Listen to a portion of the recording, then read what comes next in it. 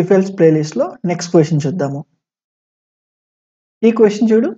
Right a C program to input all sides of a triangle and check whether triangle is valid or not. ఏమంటున్నాడు? Triangle sides ఇస్తా అంటున్నాడు ABC. దాని basis మీద ఒక triangle అది వ్యాలిడా కాదా అనేది చెక్ చేయమంటున్నాడు. మరి ఎలా చేస్తాం ఇప్పుడు? ఎలా చేస్తాం ఈ క్వశ్చన్ని?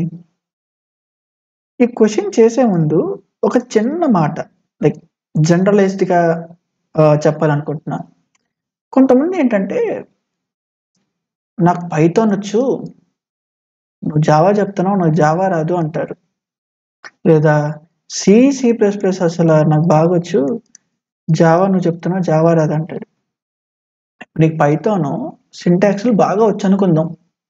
పైథాన్ సింటాక్స్ అని నువ్వు చూసావు, లేదా సి ప్లస్ ప్లస్ సింటాక్స్ అని చూసావు. నీకు పైథాన్ సి సింటాక్స్లో వచ్చేస్తే నువ్వు ఈ క్వశ్చన్ ఇంప్లిమెంట్ చేసేయాలి కదా. మరి ఈ పాటికి నువ్వు ఈ క్వశ్చన్ ఇంప్లిమెంట్ చేయాలి కదా. మరి ఈ క్వశ్చన్కి ఇంప్లిమెంట్ చేయడానికి అసలు ఒక ట్రయాంగిల్ ఎప్పుడు వ్యాలిడ్ కాదు అని తెలియకపోతే నీకు పైథాన్ వస్తే ఏంది, లేదా సిపిపి వస్తే ఏంటి? లేదా అసలు నువ్వు పైథాన్లో అసలు సింటాక్స్ అన్ని మాస్టరీ చేసావు, అసలు ప్రతి సింటాక్స్ అలాగో తెలుసు. అసలు దీని లాజిక్కే తెలియనప్పుడు నీకు పైథాన్ సింటాక్స్ అయితే చేస్తే ఏంది, సి ప్లస్ ప్లస్ సింటాక్స్ వస్తే ఏంది? లాజిక్ కదా మేజర్ ఇంపార్టెంట్. ఆ లాజిక్ డిసైడ్ అయ్యి అది వర్క్ అవుతుంది అన్న తర్వాతే కదా నువ్వు ఏ ప్రోగ్రామింగ్ లాంగ్వేజ్లో పెడతావు అనేది నీ ఇష్టము. ఏ ప్రోగ్రామింగ్ లాంగ్వేజ్లో పెడుతున్నావు అనేది దాని తర్వాత ఉండే డిపెండెన్సీ. ముందు లాజిక్కే లేకపోతే పైథాన్ ఏం చేస్తావు? కొంతమంది ఆ పైథాన్ వచ్చి అంటారు, నీకు పైథాన్ రావడం కాదు, పైథాన్లో సింటాక్సెస్ నేర్చుకున్నావు అంతే. పైథాన్లో ఈ సింటాక్స్ ఎలా వాడాలని నేర్చుకున్నావు. But end of the day నీకు అసలు ఆ లాజిక్ ఇంప్లిమెంటేషన్ చేయడం రాకపోతే నువ్వు పైథాన్ నేర్చుకున్నావు, లేదా సి ప్లస్ ప్లస్ నేర్చుకున్నావు, ఏం ఉపయోగం? ఈవెన్ జావా అయినా కానీ. నేనేం చెప్పదలుచుకున్నానంటే, ప్రోగ్రామింగ్ లాంగ్వేజ్ మీద డిపెండెన్సీ ఉంచకు. ప్రోగ్రామింగ్ లాంగ్వేజ్ మీద డిపెండెన్సీ ఉండద్దు. లాజిక్స్ మీద, అల్గోరిథమ్స్ మీద డిపెండెన్సీ ఉంచుకో. ఎందుకంటే ఇది కదా క్రూషియల్. దాని తర్వాత వచ్చే సెకండరీ ఇది. ఈ సెకండరీ అంటే ఏంటి ఇక్కడ? ఇప్పుడు కొంతమందికి పైథాన్ సింటాక్సెస్ బాగా నచ్చుతాయి, వాళ్ళు పైథాన్ వాడుకుంటారు. సి ప్లస్ ప్లస్ బాగా నచ్చుతాయి, అవి వాడుకుంటారు. జావా కొంతమందికి నచ్చుతాయి, అవి వాడుకుంటారు. నీ లాజిక్ని ఏ సింటాక్సెస్ నీకు నాకు ఈ సింటాక్స్, ఈ సెట్ ఆఫ్ సింటాక్స్ నాకు క్లియర్గా ఉంది కాబట్టే కదా నువ్వు పైథాన్ అంటుంది, లేదా జావా అంటుంది, సి ప్లస్ ప్లస్ అంటుంది. కానీ ఇక్కడ మేజర్ థింగ్ ఏంటి? ఈ లాజిక్స్, అల్గోరిథమ్స్ మేజరు. దాని తర్వాతే మనకి ప్రోగ్రామింగ్ లాంగ్వేజ్ దాన్ని ఇంప్లిమెంట్ చేసే విధానము. ఓకేనా? సో యా, ఇప్పుడు ఈ క్వశ్చన్ చూద్దాము.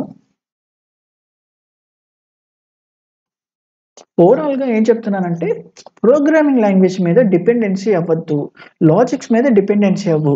నీకు లాజిక్స్ క్లియర్గా ఉంటే నీ అంతటా నువ్వే రియలైజ్ అవుతావు, అరే సింటాక్స్ ఏముంది, ఇందులో అయితే ఒకలాగా రాస్తా, ఇఫ్ ఎల్స్ అని రాస్తాను, లేదా పైథాన్లో అయితే ఇఫ్ అని ఇట్లా రాస్తాను. లేదా రేపొద్దున నీకే అంత టాలెంట్ ఉండి నువ్వు ఒక కంపైలర్ డిజైన్ చేయగలిగితే అసలు ఈ ఇఫ్ ఎల్స్ అనే కాన్సెప్ట్ తీసేసి ఇంకేమైనా కీవర్డ్స్ వాడుకుంటావేమో. కాబట్టి సింటాక్సెస్ మీద డిపెండ్ అవ్వకు, లాజిక్స్ మీద డిపెండ్ అవ్వు నువ్వు. సో యా, ఇప్పుడు ఇది చూద్దాము. ఒకటి పర్టికులర్ది ట్రయాంగిల్ అనేది ఎలా చెప్తాము? ఇప్పుడు 3 ఇన్పుట్స్, 3 సైడ్స్ ఇచ్చాడు, ఏ బి సి అనేది. ఇప్పుడు ఇది నిజంగా ట్రయాంగిల్ ఫార్మేట్లో ఉందా లేదని ఎలా చెక్ చేస్తాం? దానికి కండిషన్స్ ఏంటంటే, నువ్వు ఏ 2 సైడ్స్ తీసుకున్నా, అంటే ఉన్న దాంట్లో ఏ 2 సైడ్స్ తీసుకున్నా అది థర్డ్ దానికన్నా ఎక్కువ ఉండాలి. అంటే ఏంటి? ఇక్కడ ఏ ప్లస్ బి చేస్తే ఈ 2 సి కన్నా ఎక్కువ ఉండాలి, లేదా బి ప్లస్ ఏ చేస్తే ఈ 2 ఒకటే కాబట్టి సి. నెక్స్ట్ ఏంటి? బి ప్లస్ సి చేస్తే ఏ కన్నా ఎక్కువ ఉండాలి, లేదా ఏంటి? ఏ ప్లస్ సి చేస్తే బి కన్నా ఎక్కువ ఉండాలి. ఇక్కడ ఈ మూడింట్లో ఏ ఒక్కటి సాటిస్ఫై అయినా చాలా అంటే కాదు, 3 సాటిస్ఫై అవ్వాలి అంటే ఏంటి? Logical and. ఈ 3 సాటిస్ఫై అయ్యాకే దాన్ని నువ్వు వ్యాలిడ్ అంటావు.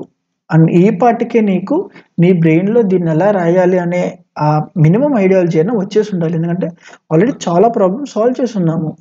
సో ఇక్కడ సింపుల్‌గా ఏం రాయొచ్చు? ఇక్కడ నేను కోడ్ అల్గోరిథమిక్‌గా రాసిన డైరెక్ట్‌గా స్నిప్పెట్స్ రాయట్లేదు చూడు. దీన్ని 1 అంట.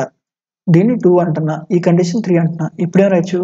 1 2 అండ్ 3 ఈ 3 అయ్యాకే కదా నేను ఇక్కడ వ్యాలిడ్ అని ప్రింట్ చేస్తాను. లేకపోతే ఎల్స్ కేసులో ఇన్వాలిడ్ అని ప్రింట్ చేస్తాను. అంతే. లేదు నేను ఇంకొంచెం మ్యానిపులేట్ చేసుకుంటా, ఈ కేస్ తీసేసి ఇంకో లోపల పెడతా, ఈ కేస్ దాని లోపల పెడతా, నీ ఇష్టం. నువ్వు ఎన్ని ఎక్స్పెరిమెంట్స్ అంటా చేసుకో. ఎన్ని ఎక్స్పెరిమెంట్ చేసుకుంటే నీకు అంత కోడ్ క్లారిటీ ఉంటుంది. అని ఇప్పుడు దీన్ని ఇంప్లిమెంట్ చేద్దాము.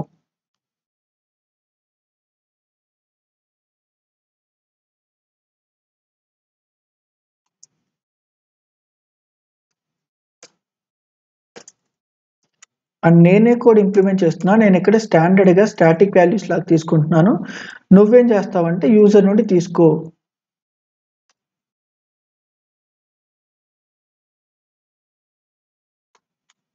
యాహ్! ఇఫ్ ఇక్కడ చూడు సెపరేట్. ప్రతి చంక్ ఆఫ్ క్రైటీరియాని, ప్రతి కండిషన్ మీట్ అవ్వాల్సిన దాన్ని నువ్వు సెపరేట్ పారెంథసిస్‌లో పెట్టుకో. సో దట్ నువ్వు కన్‌ఫ్యూజ్ అవ్వవు. A plus B greater than C అయితే and B plus C greater than A అయ్యి and A plus C greater than B అయితే ఇలా అయినప్పుడు మాత్రమే అది వ్యాలిడ్. ఇఫ్ ఇన్ కేస్ అవ్వకపోతే అది నాట్ వ్యాలిడ్. ఒకసారి రన్ చేద్దాం.